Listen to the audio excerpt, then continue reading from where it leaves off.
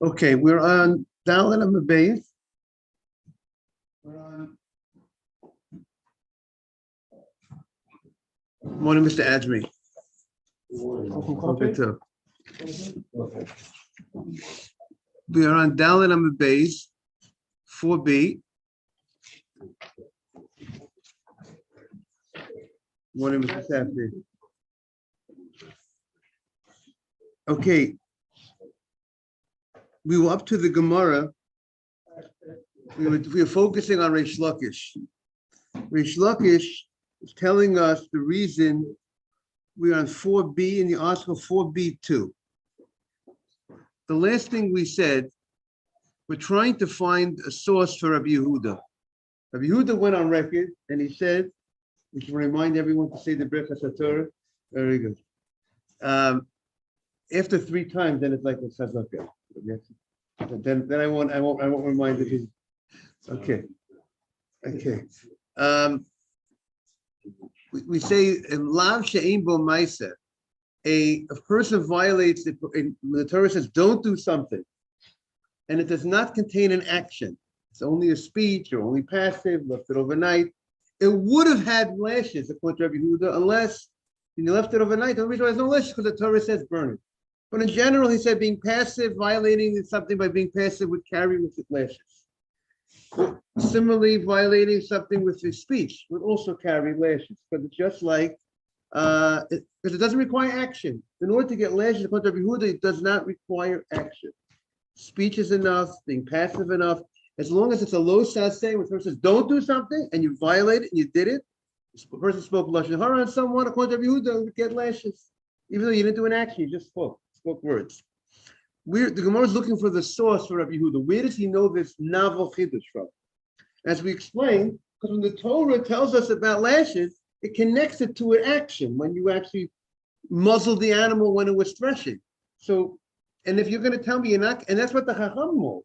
Chacham hold, in order to get lashes, you have to be similar to the case of the muzzling of the animal when it's threshing, which was an action. You went ahead, you took your hands, and you muzzled the animal while it was threshing. But Rabbi Yehuda does not go with that. Rabbi Yehuda says, even if you don't do an action, you still get lashes. Where is his source? That's what the Gemara is looking for, his source. So yesterday, we learned Reish Lakish says, he suggests the source is from Adam Zomimim. That's what we said yesterday, 2 lines before the white lines. Reish Lakish says he found by Adam Zomimim, they didn't do an action, came to court, they did come to court, but the sin is not by coming to court. The sin is non-action, it's speech. Right? What did you say? It's true, but if you're coming to court, it's not the sin. Muzzling the animal while threshing is the sin. The sin is performed by the speech of the witnesses. And the speech of the witnesses, the Gemara is considering not an action, right, Mr. Safdie? It's not action.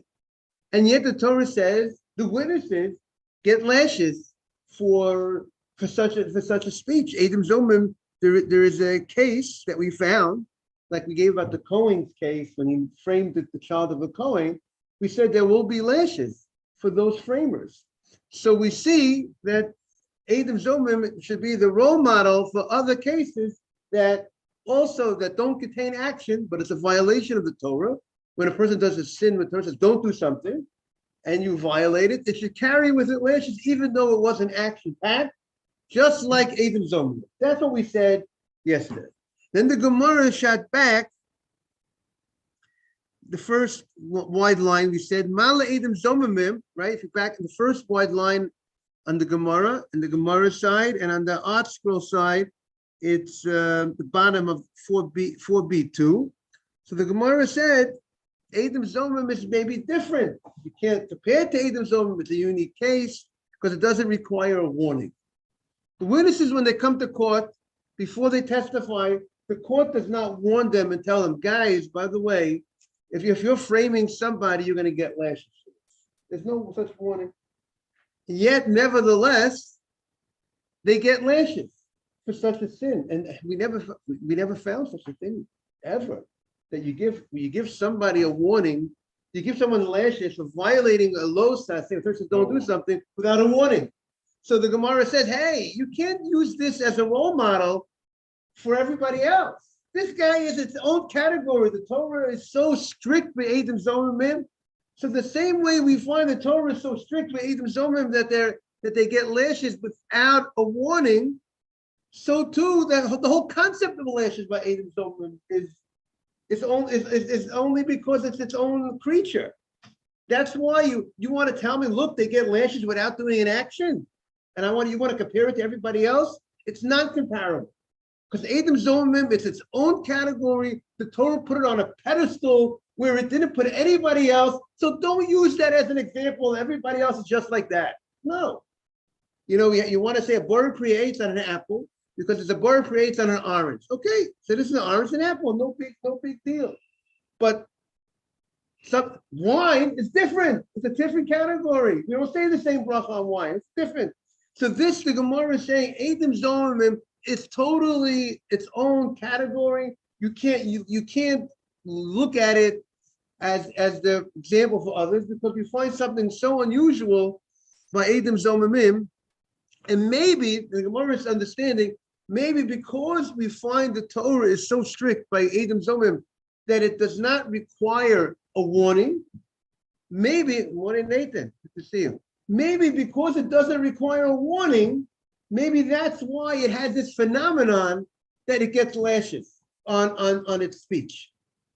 Why? Because the Torah is being is creating stringencies by this by framers, and maybe the Torah, maybe because the ability, what framers have the ability to really bring someone down in many different ways. So maybe because of that, the Torah, and we find the Torah gives it this stringency. What's the stringency? Right, the Torah did not tell us why it gave us. We could speculate why the Torah gave its stringency. Of the speculation we're saying is because framers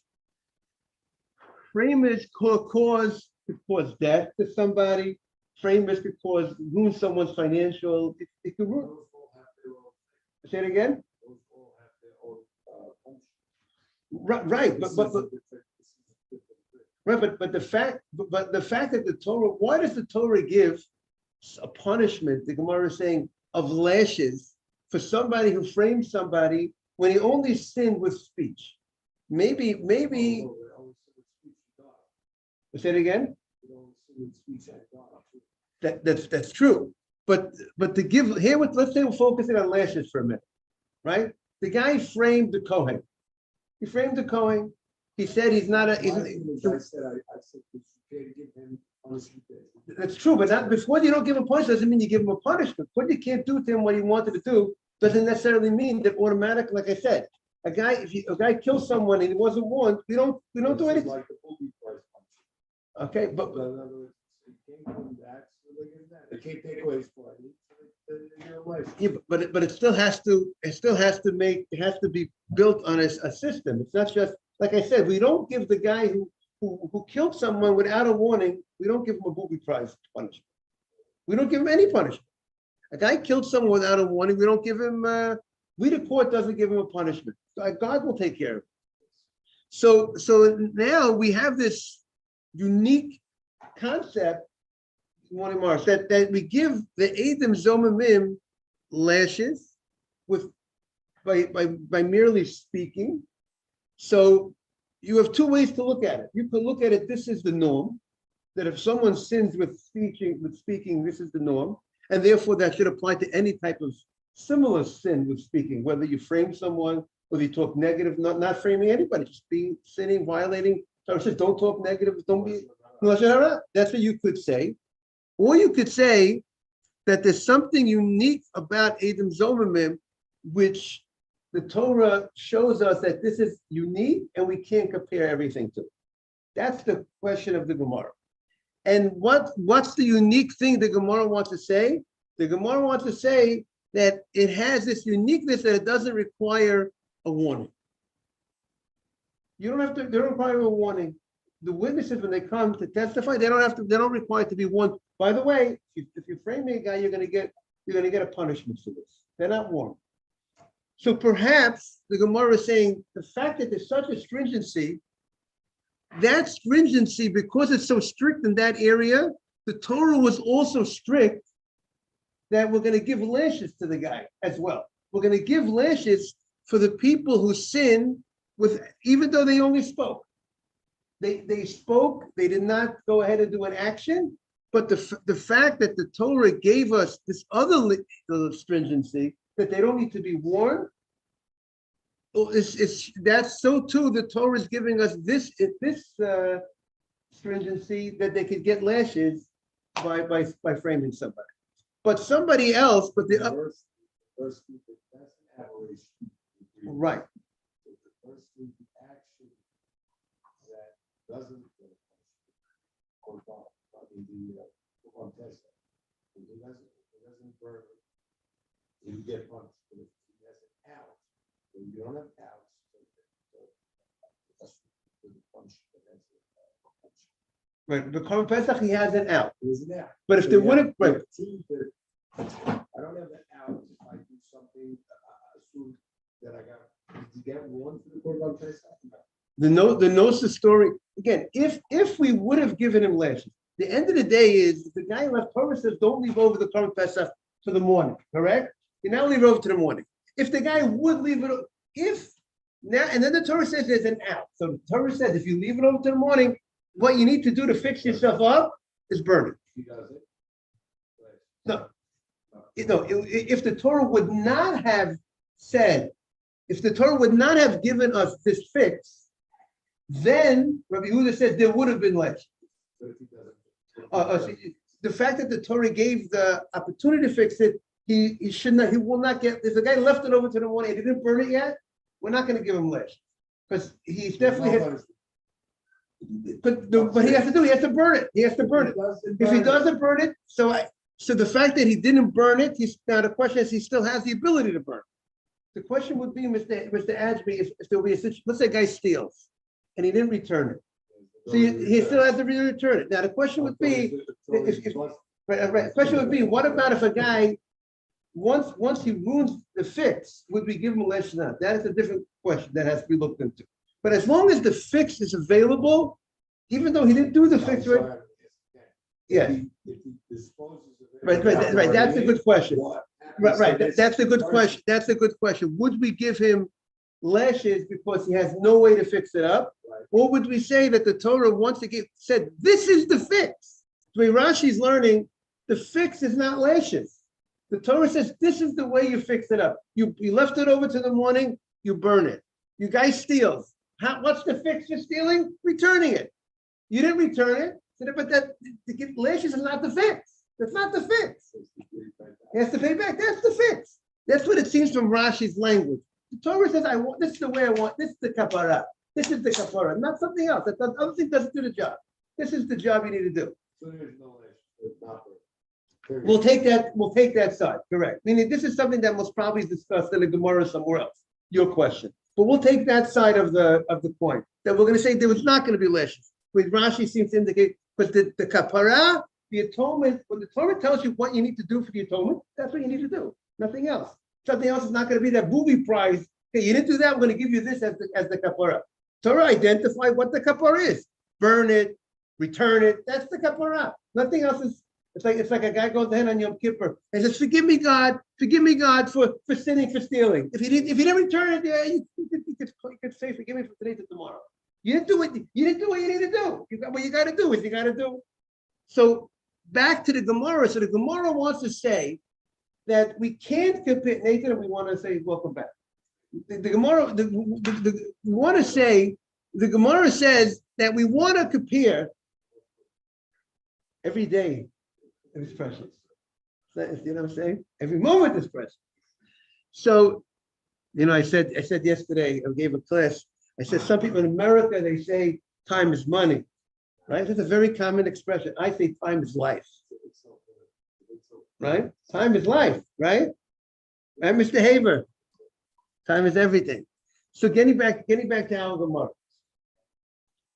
The Edom Zomimim, the Torah gave us this law by Edom Zomim. What's the given? What's the fact? Let's understand the fact, and then we have to figure out, can we compare to this fact, to this precedent that's here today?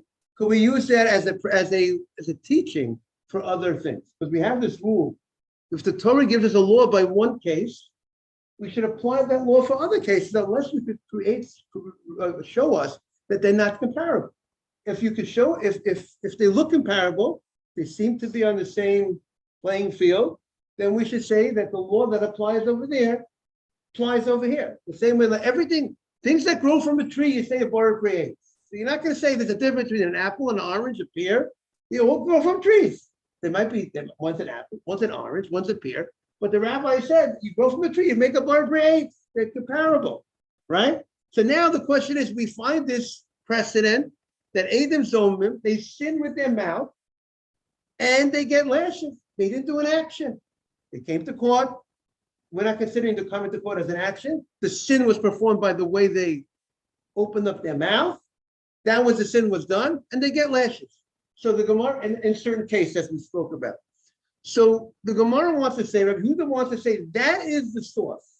That anything that's similar to that would also get lashes. Okay, you speak, you call a guy a not a nice name, you get lashes. If you're warned and said, don't call the guy a not a nice, and he calls the guy a not a nice name, he'll get lashes just like that. Just like the case of Adam Zomim.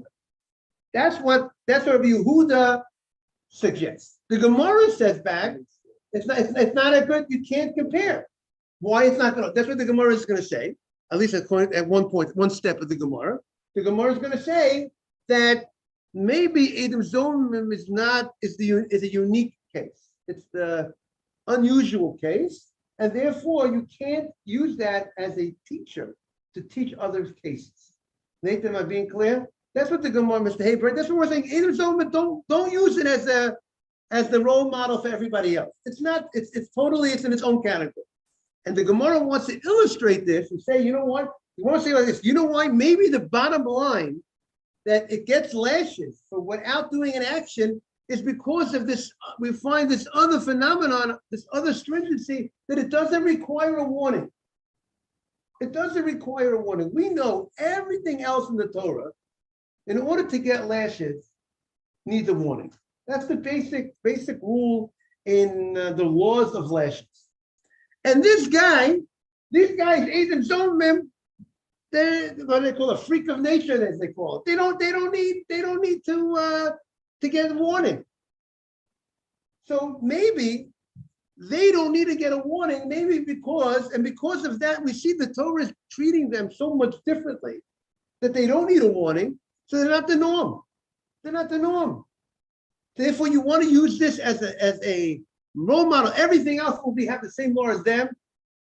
Since we find the Torah when it gave it a stringency that no other place had, so maybe that's the reason why. Similarly, the Torah gave us this stringency of lashes. We're at it without an action, but everything else we should not be able to learn out. Anything else that does not have an action, we should not be able to learn out from Adam Zomim, because Adam Zomim has its unique stringency that's not found anywhere else. So nothing's comparable to Adam Zomim. Keep talking about it as it relates to lashes. Right. But maybe it's the other side that they never get warnings. So that's the bucket it fits in. So they don't get a warning because ants don't get warnings. Right. But AIDS don't get warnings. But that in itself is a stringency. But they get lashes. So there's a stringency here, and the Gemara at this point is saying, is connecting the dots. It's saying the same, because we find that it doesn't have a warning. The Torah gave that stringency. So therefore, maybe that's why the Torah gives this other stringency of lashes. Maybe that the Gemara is connecting the two. This stringency and that stringency go hand in hand.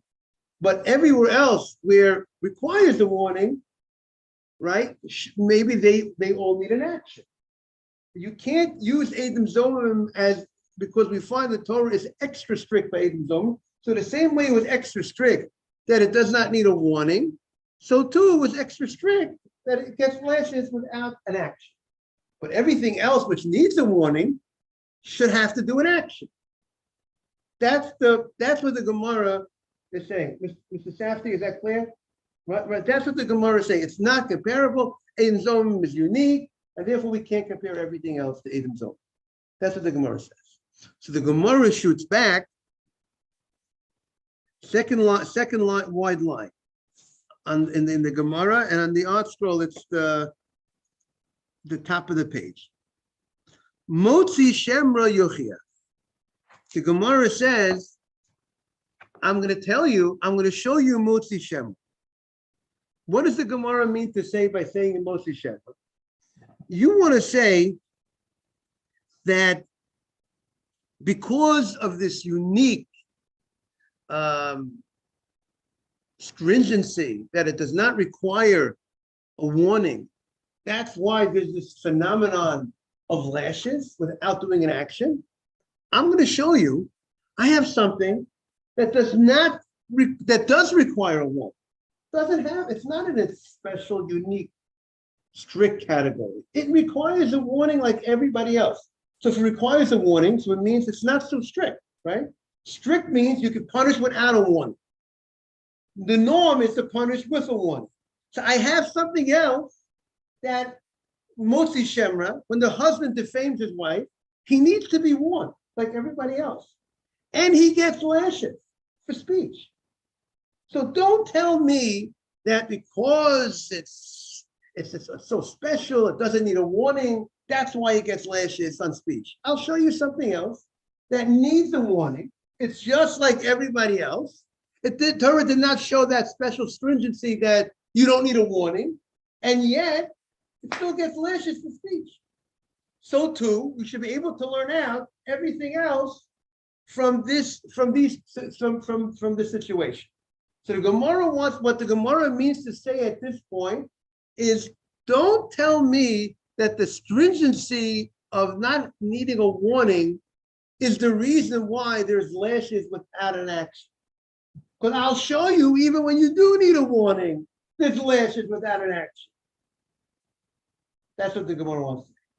So then the Gemara shoots back, hey, you can't tell, you're gonna show me from Motzi Shemra? Motzi Shemra, when the guy defames his wife, we find that Torah also acted unusual strict with the Motzi Shemra. The Torah gave the husband double punishment, not the norm. The norm is we give one punishment for one violation. So now it's another aberration. So therefore, you can't compare it to Motzi. We have Motzi because you want to use Motzi Shemra as a proof, a precedent that you get lashes without an action. Motzi Shemra was maybe it's an unusual case. The Torah was extra strict by Motzi Shemra. So therefore, you can't use that to compare it to everything else, to all other cases. So then the Gemara says, but then we have a rule. If you have two, no other case that gets two punishments for one violation. This is the only situation. Now you can have an action that has multiple violations, right. But if it's one violation, you get one punishment. So now the Gemara says we have two different cases on the board. We have two cases. A case called Motzi Shemra and a case called Edom Zomim. One is the husband defaming his wife, and one is witnesses coming to court defaming somebody. Two different cases. The bottom line in both cases is they both get lashes. The Edom Zomim, the guys who framed the Kohen, they get lashes. The Motzi Shemra, the husband who defames his wife, gets lashes. That's the bottom line. One needs a warning, one doesn't. One gets two punishments and one doesn't. For one violation and one doesn't. Each one has its own stringency, unique stringency. Edom Zomim, the framers, they don't have to be warned.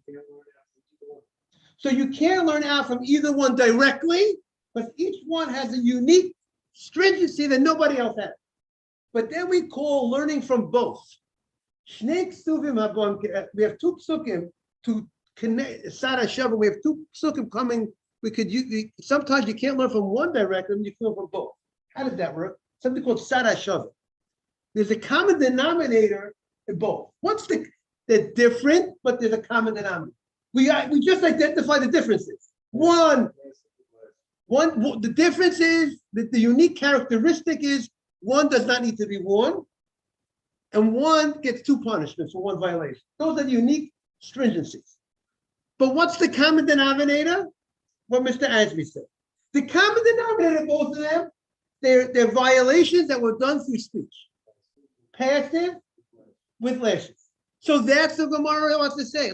Then we could use both. We're going to learn from these 2 together to teach for the rest of the Torah. Meaning to say, if you want to say the stringency causes the unique stringency that one has causes the bottom line law, but we see it's not true. If you're going to say that stringency causes the law, the other one doesn't have the stringency, still has the same law. So clearly it's not the stringency that's creating the law. So what is it that's creating that law? Meaning, you're going to tell me the stringency that it doesn't need a warning creates the law that gets lashes. I'll show you something else that needs a warning and still gets lashes. You're going to tell me the stringency that it has 2 punishments, that's why it gets lashes. I'll say, doesn't get 2 punishments, still gets lashes. We used to ask you like that. Drum roll is the common denominator. So what is the bottom line? So why is it that they're getting lashes both cases? The common denominator is that they both are sins. They're violating a losa. Say Torah says don't do this, and they violated it. And they didn't do an action, and they still get lashes. So too, everything else in the Torah, wherever the Torah says don't do something, even if it doesn't have an action, will get lashes. Because the Torah, what? We want to use these 2 together. I mean, as joined together to teach us for the rest of the Torah. For Lashon Hara, a new case, 3rd case, Lashon Hara. It matches in what aspect? That it's a lav, it's a violation, it doesn't have an action, it gets lashes. That's how it's gonna match. Because if you're gonna tell me, what do you mean, Rabbi? These cases are different than those cases. But we show you that the difference doesn't cause the law. Because if the difference would cause the law, then the law should only be in that case that has that unique difference. Then you're going to go say all passive violations will get exactly. With I mean, no. The general rule is they all need a warning. All passive violations, in order to get lashes, will have to be warned. And there's one exception. But that's what the Gemara is saying. When you find 2 exceptions to the rule, then it becomes you're showing it and you're showing that it's not the stringency that each one that's creating the rule. We look at it that it is a common denominator in each one. So the Gemara says that creates the rule, the common denominator. And therefore the common denominator is the violation of the Torah without an action gets lashes. That's what the Gemara says. Let's see what the Gemara says. The vast majority of the Yeah, everything else will need a warning, like the normal cases. So that's what the Gemara says. The Gemara says, V'chaza hadin. We're on the second wide line in the Gemara. And then you can always go back and forth. If you want a proof from this one, then I'm going to show you, and you're going to tell me Motzi Shemra you're going to tell me Motzi Shemra is a proof that you need a warning, and you need a warning, and the Torah is not so strict regarding warning, and yet it gets lashes. So then I'm going to ask you a question. What do you mean Motzi Shemra has 2 punishments? Then I'll show you back. Adam Zomim has 1 punishment. Lo rizeh ki rizeh. The stringency that's found by this case is not found by the other one. The lo rizeh, and the stringency of this one is not found by the other one. But Hasad HaShavesh of it, the same common denominator that's found in both cases is lav, a violation that's a lav. The Torah says, don't do something. She'ebo ma'aseh, it did not have an action. V'lokin alav, and the Torah says you get lashes by both these cases with a sin that was violated without an action. Avkol lav. So too, every lav, every time the Torah says don't do something. She'ebo ma'aseh. Just after, I see you following beautifully. She'ebo ma'aseh, that does not have an action, lokin alav, will also get lashes. That's what the Gemara wants to say is the reason for Rabbi Yehuda. Now the Gemara is still not letting go. The Gemara says, what do you mean? I find you're telling me you want to use these two cases, teach for all other cases. But I'm going to show you that there's a common denominator in both these cases that are not found anywhere else. You want to use these cases for everywhere else? You can't. Why? Because the Gemara says, these two cases, the witnesses who framed somebody and the husband who defamed his wife, the Torah gave a penalty, a fine. The husband has to pay 100 zuz, 100 kesef, which is 400 zuz. He has to pay a fine to the father. And that's not a normal type of financial, retribution for what you cause pain, you hurt. It's just a penalty. The Torah gave you a penalty. Doesn't make a difference what type of wife, what type of family, whether it's rich, poor. And the other thing, Adam Zomim, so the Gemara, this step, the Gemara in its question is looking at Adam Zomim as a knas, as a fine. How is Adam Zomim a fine? You went ahead and you attempted to cause someone a loss, and you didn't actually cause the loss. The court said guilty. The court says you have to pay the money, and he didn't even pay the money yet. Based on the testimony of the witnesses, we said you owe a guy $1,000, right? And then no, now we use of someone losing money because those you have to pay the money. Oh, very good. But we right. But the fact that's true. But the question is, Adam Zomim, the idea of framers. Is framers a case of a fine? The Torah obligates payments by Adam Zomim. How do we look at the payment obligation of Adam Zomim? Is it a fine?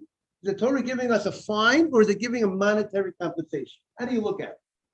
So this opinion is saying that Adam Zomimim is a knas. In the question, it's a fine. It's not a normal. You didn't cause a loss to the guy. You wanted to create a loss of money, but you didn't actually cause a loss of money, and yet you have to pay for it. So what is that? Is that money? Is that obligation of paying back money? Is that a financial obligation? It's picking the subject, and you're focused. It's picking the subject of Adam Zomim. No. Now it's turned into penalty. Subject that just became. I'm going to show you why you can't use these two because there's a penalty in both. Right, there's a fine. There's a fine. Right. Penalty. Right. But there's not a penalty in the that mistreated the Kohen. There's no penalty there. That's the subject that there is no fine. What's the fine? Okay, but the question is good. They call that lashes, right?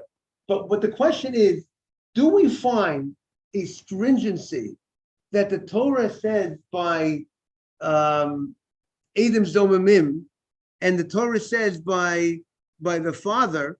Meaning we want to use these two cases to teach us other cases that might involve other similar cases. Correct? Okay, so the question is what? Okay, so the question is very good. So the question, we're using it. Good morning, Jay. We're using it to teach us. Let's see what they say over here.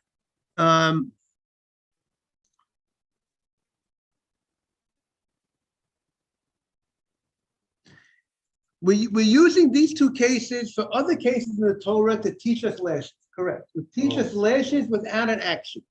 Correct. The Torah gave lashes in both the cases of Adam Zomimim and also in the case of the husband defaming the wife.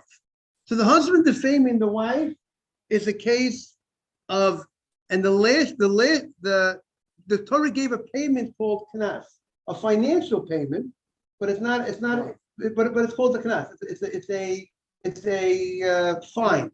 So the Torah was extra strict in such a case, correct? The Torah by Adam is extra strict, right? Right. And now the question is, So the fact that the Torah it's a knas. So the way, let's see. See, we want to learn alpha case. Let's say there's a case that's a financial case, right? And we want to learn. If we want to learn let's say there's a case that's called a financial case, meaning there's going to be cases in the Torah that have to do not just with lashes, with money, right? Is there going to be such cases in the Torah? There's going to be. Let's give an example. Right. Let's give an example. Right, we're going to learn from other. There is lashes with passive action. Right. That's what we both that we just learned. Correct. Comes back Correct. and says, okay, I'm going to show you now that you can't use that as a Right. basis. Right. And the basis is there's a penalty for the husband. Right. And now there's a penalty for the Edim. Right. But no, if you use the case of the plan, if you stay on the same case, there's no penalty. Now, if you want to change gears and talk about when there's penalty, then the whole idea of lashes for speech alone doesn't work anymore. There's a hole in the case tag. Right. You switch gears to penalty. Right. So let's understand something. We want to use. There are many cases in the Torah where there's a law.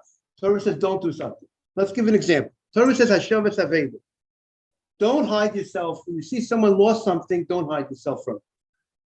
Don't close your eyes. Return it. Torah says, right? That's what Torah says. You have a mitzvah to return it. Now, if I violate that mitzvah, let's say, technically, I violate that mitzvah. Torah says, don't close your eyes. That has to do with money, right? It's a question of returning someone else's object. Would I get lashes for violating that lo sa'aseh, right? Would I get? There might be other reasons why we don't get lashes for such a thing. But let's use that as a case. Would we get lashes? Would a person get lashes for violating the Torah? He was passive. He didn't. He violated the Torah by not. Or I'll give you a better example. If you want to use, let's use that as an example. Use that as an example of money. So that's a case of money. I did not return the guy's lost object. I didn't return it. I closed my eyes. That's passive. I saw something and I did nothing. I was inactive. I did not return the guy's object. Should I get lashes for violating that prohibition of the Torah?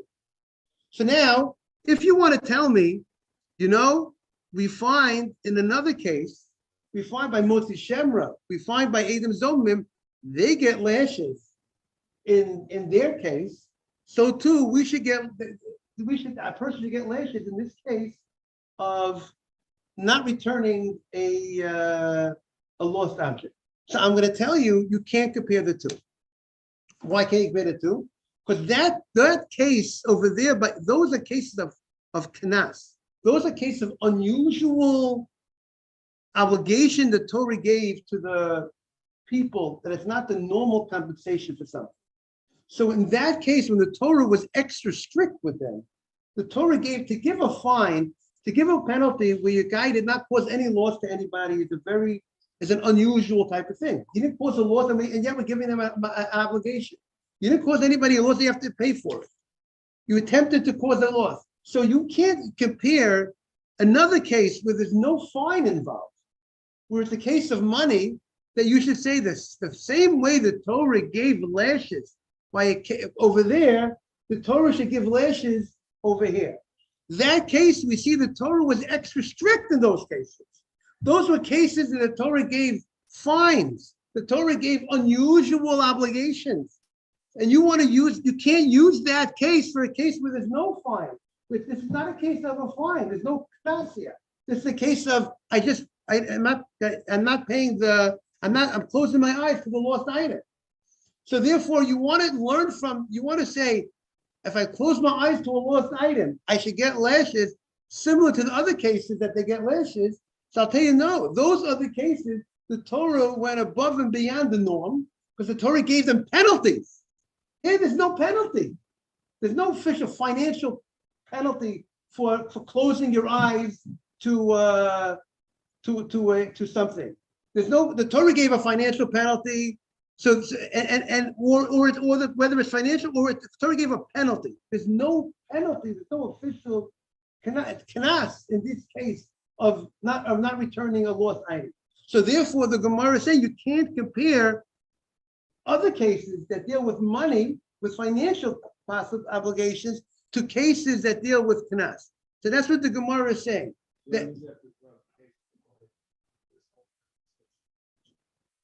Right. So the code. Right. Exactly. You can't use Adam Zomim. You can't use the other case of the husband, because they are cases of knas. They're unusual obligations, and you can't use them as a role model everywhere else. Knocking out the idea of combining two to teach everybody else, because these two are different than everybody else. Exactly. Stay tuned Monday for the next step. Very, very intense Gemara. Mr. Hazim, great questions. Nathan, how you doing? Good to see you. Thank you. You too. Tonight is Rosh Chodesh. We have 3 Sifrei Torah on Shabbat. Pasha Chodesh and Mazel Tov. Mazel Tov, Akeem. Yes.